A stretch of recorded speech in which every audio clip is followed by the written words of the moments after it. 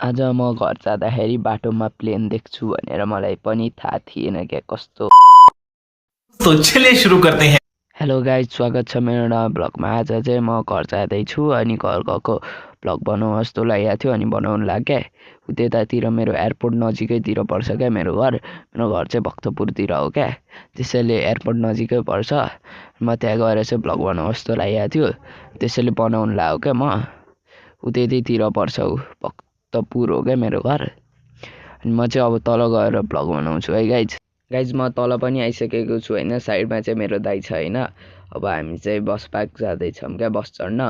अनि bus park पुगेपछि guys म अब भ्लग बनाउँछु है गाइज। फाइनली म बस पार्क नि पुगिसकेको छु, मेरो अगाडि चाहिँ बस छ क्या ऊ होइन। अब म गाइज बस चढ्छु गाइज, म फाइनली बस चढिसकेको छु होइन। अब चाहिँ म बस एकछिनमा हिँड्छ होइन, अनि त्यसपछि चाहिँ फाइनली गाइज बस पनि हिँडिसकेको छ होइन।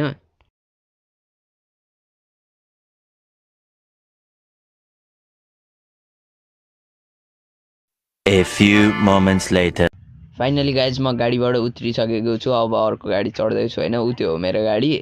अब चाहिँ गाइज म चढिसकेको छु होइन गाडीमा। अब गाडी नि हिँडिसकेको छ होइन।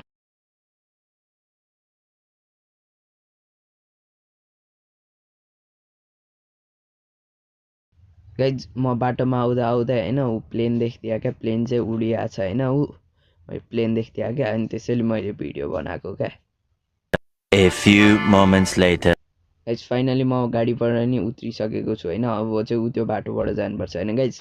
फाइनली गाइज म घर पनि आइसकेको छु। घरमा चाहिँ यो कुकुर रहेछ क्या, यसको नाम चाहिँ सेते हो होइन गाइज। तपाईँलाई मेरो भ्लग राम्रै लाग्यो होला होइन गाइज। ओके बाई है गाइज, बाई।